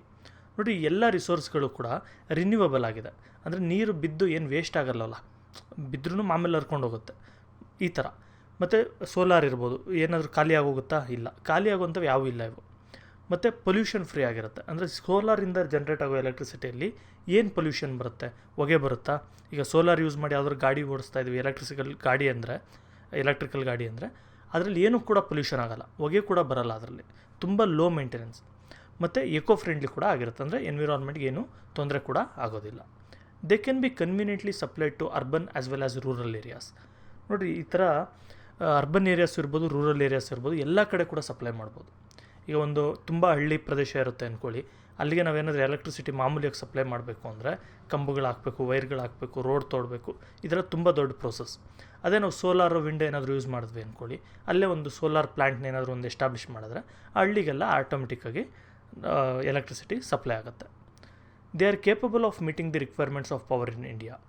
ಇವೆಲ್ಲ ಕೂಡ ಇಂಡಿಯಾದಲ್ಲಿ ಎಷ್ಟು ಪವರ್ ಬೇಕೋ ಅದೆಲ್ಲದನ್ನು ಫುಲ್ಫಿಲ್ ಮಾಡೋಕ್ಕಾಗೋಷ್ಟು ನಮ್ಮಲ್ಲಿ ನಾನ್ ಕನ್ವೆನ್ಷನಲ್ ಸೋರ್ಸಸ್ಸು ಇದೆ. ಇನ್ recent years rate of energy consumption as increased. ನೋಡಿ, ಈ ನಡುವೆ ನಾವು ನೋಡಿದ್ವಿ ಅಂದರೆ ಒಂದು 10-20 ಇಯರ್ಸಿಂದ ಎನರ್ಜಿ ಕನ್ಸಪ್ಷನ್ ತುಂಬ ಜಾಸ್ತಿ ಆಗ್ತಾಯಿದೆ. ಅಂದರೆ ಜಾಸ್ತಿ ಎಲೆಕ್ಟ್ರಿಸಿಟಿ ಯೂಸ್ ಮಾಡೋದು ಮತ್ತು ಫ್ಯೂಲ್ ಯೂಸ್ ಮಾಡೋದೆಲ್ಲ ಮಾಡ್ತಾಯಿದ್ದೀವಿ. Thus there is urgent need to develop alternative power resources in India. ಅದಕ್ಕೆ ನಾವು ತುಂಬ ಬೇಗ ಈ ಆಲ್ಟರ್ನೇಟಿವ್ ಪವರ್ ರಿಸೋರ್ಸ್ ಅಥವಾ ನಾನ್ ಕನ್ವೆನ್ಷನಲ್ ಪವರ್ ರಿಸೋರ್ಸ್ಗಳನ್ನ ಡೆವಲಪ್ ಮಾಡಬೇಕು. ಈಗ ಗಾಡಿಗಳೆಲ್ಲ ಕೂಡ ಪೆಟ್ರೋಲ್ ಎಷ್ಟು ಸುರಿಯುತ್ತೆ ಅಂದರೆ ನಾವು ಪೆಟ್ರೋಲ್ ಇದು ಕೂಡ ನಾವು ಯೋಚನೆ ಮಾಡೋಕ್ಕಾಗಲ್ಲ, ಅಷ್ಟಾಗೋಗಿದೆ. 100 ರೂಪಾಯಿಗೆ ಇನ್ನೊಂದು 2-3 ರೂಪಾಯಿ ಡಿಫ್ರೆನ್ಸ್ ಇರಬೇಕು. ಈ ಥರ ಆಗಿದೆ. ಅದೇ ನಾವೇನಾದರೂ ಎಲೆಕ್ಟ್ರಿಕಲ್ ಗಾಡಿ ಎಲ್ಲ ಯೂಸ್ ಮಾಡಿದ್ವಿ ಅಂದ್ಕೊಳ್ಳಿ, ಆಗ ₹1 ಕೂಡ ಪೆಟ್ರೋಲ್ ಕೊಡೋ ಆಗಿಲ್ಲ, ಚಾರ್ಜ್ ಮಾಡ್ತೀವಿ, ಗಾಡಿಯಲ್ಲಿ ಓಡಾಡ್ತೀವಿ. ಈ ಥರ ಮಾಡ್ಕೊಳ್ಬೇಕು. ಈಗ ಇಲ್ಲಿವರೆಗೂ ನಾವು ಮಿನರಲ್ ರಿಸೋರ್ಸ್ ಬಗ್ಗೆ ನೋಡಿದ್ವಿ, ಜೊತೆಗೆ ಪವರ್ ರಿಸೋರ್ಸ್ಗಳ ಬಗ್ಗೆ ನೋಡಿದ್ವಿ. ಈಗ ಇನ್ನೊಂದು ಟಾಪಿಕ್ ಬಂದು ಎನರ್ಜಿ ಕ್ರೈಸಿಸ್, ಅಂದರೆ ಎನರ್ಜಿ ನಮ್ಮಲ್ಲಿ ಕಮ್ಮಿ ಇದೆ, ಅದೊಂದು ಸಿಚುವೇಶನ್. ಈಗ ನೋಡೋಣ. This is one of the problems of India these days. ಈ ನಡುವೆ ಇಂಡಿಯಾದಲ್ಲಿರುವಂಥ ಪ್ರಾಬ್ಲಮ್ಸ್ಗಳು ಎಷ್ಟೊಂದು ಪ್ರಾಬ್ಲಮ್ ಇದೆ, ಅದರಲ್ಲಿ ಇದು ಕೂಡ ಒಂದು ಆಗಿದೆ. There is a great demand for energy, but the production of energy is not so sufficient. ನೋಡಿ, ಇಂಡಿಯಾದಲ್ಲಿ ಡಿಮ್ಯಾಂಡ್ ಜಾಸ್ತಿ ಇದೆ ಎನರ್ಜಿಗೆ, ಅಂದರೆ ಎಲ್ಲರಿಗೂ ಕರೆಂಟ್ ಬೇಕು, ಕರೆಕ್ಟಾಗಿ 24 hour ಕರೆಂಟೇ ಬರೋಲ್ಲ, ಹಳ್ಳಿಗಳ ಕಡೆ ಎಲ್ಲ ಕರೆಂಟ್ ಈಗಲೂ ಸರಿಯಾಗಿ ಕೊಡ್ತಾ ಇಲ್ಲ. ಈ ಥರ ಡಿಮ್ಯಾಂಡ್ ಇದೆ, ಆದರೆ ಪ್ರೊಡಕ್ಷನ್ ಸಾಕಾಗ್ತಾ ಇಲ್ಲ, ಅಂದರೆ ಕರೆಕ್ಟಾಗಿ ಅದನ್ನು ರೆಡಿ ಮಾಡಿಬಿಟ್ಟು ಜನಗಳಿಗೆ ಕೊಡ್ತಾ ಇಲ್ಲ. This causes energy crisis in a country. ಇದರಿಂದ ಒಂದು ದೇಶದಲ್ಲಿ ಎನರ್ಜಿ ಕ್ರೈಸಿಸ್ ಕ್ರಿಯೇಟ್ ಆಗುತ್ತೆ. It has adverse effect on industrial, agriculture, transport, trade etcetera. ಏನು ಕರೆಂಟ್ ಇಲ್ಲ ಅಂದರೆ ಬಿಡ್ರಿ, 1 hour 2 hour ಕರೆಂಟ್ ಇಲ್ಲ ಅಂದರೆ ಆಯ್ತಲ್ವಾ, ಆರಾಮಾಗಿ ಏನು ಮೊಬೈಲ್ ಚಾರ್ಜಿಂಗ್ ಹಾಕ್ಕೊಂಡಿರ್ತೀವಿ, ಅಲ್ಲೇ ಯೂಸ್ ಮಾಡ್ಕೊಬೋದು. ಇಲ್ಲ 1 hour ಕರೆಂಟ್ ಹೋಯ್ತು ಅಂದರೆ ಮನೆಯವರೆಲ್ಲ ಸೇರಿ ಮಾತಾಡ್ಬೋದು, ಈ ಥರ ಹೇಳ್ಬೋದು. ಆದರೆ ಇದು ಇಂಡೈರೆಕ್ಟಾಗಿ ನಾವು ರಿಯಲೈಸ್ ಆಗದೇ ಬೇರೆ ಬೇರೆ ಥರ ನಮಗೆ ತೊಂದರೆ ಕೊಡುತ್ತೆ. ಫಾರ್ ಎಕ್ಸಾಂಪಲ್ ಇಂಡಸ್ಟ್ರೀಸ್, ಕರೆಂಟ್ ಹೋದರೆ ಮನೇಲಿ ಆರಾಮಾಗಿರ್ತೀವಿ ನಾವು, ನಮಗೇನು ತೊಂದರೆ ಇಲ್ಲ 1 hour 2 hour. ಆದರೆ ಒಂದು ಫ್ಯಾಕ್ಟ್ರಿಯವ್ರಿಗೆ ಕರೆಂಟ್ ಹೋಯ್ತು ಅಂದರೆ ತುಂಬ ದೊಡ್ಡ ಪ್ರಾಬ್ಲಮ್ ಆಗುತ್ತೆ. ಜೊತೆಗೆ ಕಾಸ್ಟ್ ಕೂಡ ಹೌದು, ಎಲೆಕ್ಟ್ರಿಸಿಟಿ ಕಾಸ್ಟ್ ಜಾಸ್ತಿ ಮಾಡಿಬಿಟ್ರೆ ಅದು ಕೂಡ ಒಂದು ಪ್ರಾಬ್ಲಮ್ ಆ ಥರ. ನೆಕ್ಸ್ಟ್ ಅಗ್ರಿಕಲ್ಚರ್, ರೈತರಿಗೆ ಕರೆಂಟ್ ಇಲ್ಲ ಅಂತ ಹೇಳಿದ್ರೆ ನೀರು ಯಾವ ಥರ ಹಾಯಿಸ್ತಾರೆ, ಯಾಕಂದರೆ ತುಂಬ ಡಿಪೆಂಡ್ ಆಗಿರೋದು ನಾವು ಇರಿಗೇಷನ್ ಮೇಲೆ, ಅಂದರೆ ನೀರನ್ನ ಬೋರ್ವೆಲ್ಲಿಂದ ತೋಡಿ ಹಾಕೋದು, ಕೆರೆಯಿಂದ ತಂದು ಹಾಕೋದು, ಇದ್ರ ಮೇಲೆ ಡಿಪೆಂಡ್ ಆಗಿದ್ವಿ. ಅದರಿಂದ ಇಂಡೈರೆಕ್ಟಾಗಿ ಅಗ್ರಿಕಲ್ಚರ್ಗೂ ಕೂಡ ತೊಂದರೆ ಇರುತ್ತೆ. ಟ್ರಾನ್ಸ್ಪೋರ್ಟ್ ಇರ್ಬೋದು, ಅಂದರೆ ಗಾಡಿಗಳಲ್ಲಿ ಓಡಾಡೋದಕ್ಕೆ, ಇದಕ್ಕೆಲ್ಲ ಪೆಟ್ರೋಲು ಅದೆಲ್ಲ ಕೂಡ ತುಂಬ ಪ್ರಾಬ್ಲಮ್ ಆದರೆ ನಾವು ಟ್ರಾನ್ಸ್ಪೋರ್ಟ್ ಯಾವ ಥರ ಮಾಡೋದು. ಟ್ರೇಡ್ ಬಿಸ್ನೆಸ್ಗಳು ಕೂಡ ತುಂಬ ತೊಂದರೆ. ಈಗ ರೀಸನ್ಸ್ ಏನಕ್ಕೋಸ್ಕರ ಈ ಎನರ್ಜಿ ಕ್ರೈಸಿಸ್ ಕ್ರಿಯೇಟ್ ಆಗಿದೆ? The main reasons for energy crisis are, ಅಂದರೆ ಏನಕ್ಕೆ ಎನರ್ಜಿ ಕ್ರೈಸಿಸ್ ಇದೆ. Meagre deposits and shortage of petroleum. Meagre ಅಂದರೆ ತುಂಬ ಕಮ್ಮಿ ಅಂತ ಅರ್ಥ. ಮೀಗರ್ ಡೆಪಾಸಿಟ್ಸ್ ಮತ್ತು ಶಾರ್ಟೇಜ್ ಆಫ್ ಪೆಟ್ರೋಲಿಯಂ, ಅಂದರೆ ಪೆಟ್ರೋಲಿಯಮ್ದು ಡೆಪಾಸಿಟ್ಸ್ ಕೂಡ ಇಲ್ಲ ನಮ್ಮಲ್ಲಿ, ಮತ್ತು ಪೆಟ್ರೋಲ್ ಕೂಡ ನಾವು ಬೇರೆ ದೇಶದಿಂದ ತರಿಸೋದ್ರಿಂದ ಶಾರ್ಟೇಜ್ ಕೂಡ ಜಾಸ್ತಿ ಇದೆ. ಪೂರ್ ಕ್ವಾಲಿಟಿ ಆಫ್ ಕೋಲ್. ನೋಡಿರಿ, ಇಂಡಿಯಾದಲ್ಲಿ ಕೋಲ್ ಜಾಸ್ತಿ ಇದೆ ಅಂತ ಹೇಳಿದ್ನಲ್ಲ, ಆದರೆ ಇಂಡಿಯಾದಲ್ಲಿ ಸಿಗುವಂಥ ಕೋಲ್ ಬಂದು ಅಷ್ಟು ಕ್ವಾಲಿಟಿ ಇಲ್ಲ, ಅದರಲ್ಲೂ ಬೇರೆ ಬೇರೆ ಟೈಪ್ಸ್ ಎಲ್ಲ ಬರುತ್ತೆ, ಅದು ಇವಾಗ ಬೇಡ. ಈ ಕೋಲ್ ಬಂದು ನಮಗೆ ಅಷ್ಟು ಯೂಸ್ ಆಗೋಲ್ಲ, ಅಂದರೆ ಅಷ್ಟು ಎನರ್ಜಿ ಕೊಡೋಲ್ಲ, ಅದು ತುಂಬ ವೇಸ್ಟ್ ಮೆಟೀರಿಯಲೇ ಜಾಸ್ತಿ ಇರುತ್ತೆ, ಅದಕ್ಕೆ ನಾವು ಅದು ಕೂಡ ಲೋ ಕ್ವಾಲಿಟಿ ಇದೆ. Erratic rainfall ಎನ್ಸ್ shortage of water for the generation of hydro electricity. ಮಳೆ ಕೂಡ ಅಷ್ಟೇ ಕರೆಕ್ಟಾಗಿ ಆಗೋಲ್ಲ, ಬಂದರೆ ಬಂತು, ಇಲ್ಲಾಂದರೆ ಇಲ್ಲ, ಒಂದು ಸರಿ ಕಮ್ಮಿ ಆಗುತ್ತೆ, ಒಂದು ಸರಿ ಜಾಸ್ತಿ ಆಗುತ್ತೆ, ಈ ಥರ ಎಲ್ಲ ಪ್ರಾಬ್ಲಮ್ ಆಗುತ್ತೆ. ಇದರಿಂದ ಹೈಡ್ರೋ ಎಲೆಕ್ಟ್ರಿಸಿಟಿ ಜನ್ರೇಟ್ ಮಾಡೋದು ಕೂಡ ಕಷ್ಟ ಆಗುತ್ತೆ. Loss of power in the process of transmission. ಈಗ ಟ್ರಾನ್ಸ್ಮಿಷನ್ ಮಾಡ್ತಾರಲ್ಲ, ಅಂದರೆ ಬೇರೆ ಸ್ಟೇಟಿಂದ ಈ ಸ್ಟೇಟ್ಗೆ, ಈ ಸ್ಟೇಟಿಂದ ಇನ್ನೊಂದು ಸ್ಟೇಟ್ಗೆ, ಅಥವಾ ಒಂದೊಂದು ಊರಿಗೆ ಈ ಥರ ಒಂದು ವೈರ್ಗಳಲ್ಲಿ ಟ್ರಾನ್ಸ್ಮಿಟ್ ಮಾಡೋದು, ಇದೆಲ್ಲ ಆಗುತ್ತಲ್ಲ, ಅಂಥ ಇದರಲ್ಲೂ ಕೂಡ ಸುಮಾರು ಲಾಸ್ ಆಗುತ್ತೆ. Limited use of non conventional energy resources. ಮತ್ತು ಏನು ನಾನ್ ಕನ್ವೆನ್ಷನಲ್ ಸೋರ್ಸಸ್ ಇದೆ, ಅಂದರೆ ಈ ಸೋಲಾರ್ ಇರ್ಬೋದು, ವಿಂಡ್ ಇರ್ಬೋದು, ಇದೆಲ್ಲ ತುಂಬ ಕಮ್ಮಿ ಯೂಸ್ ಮಾಡ್ತೀವಿ.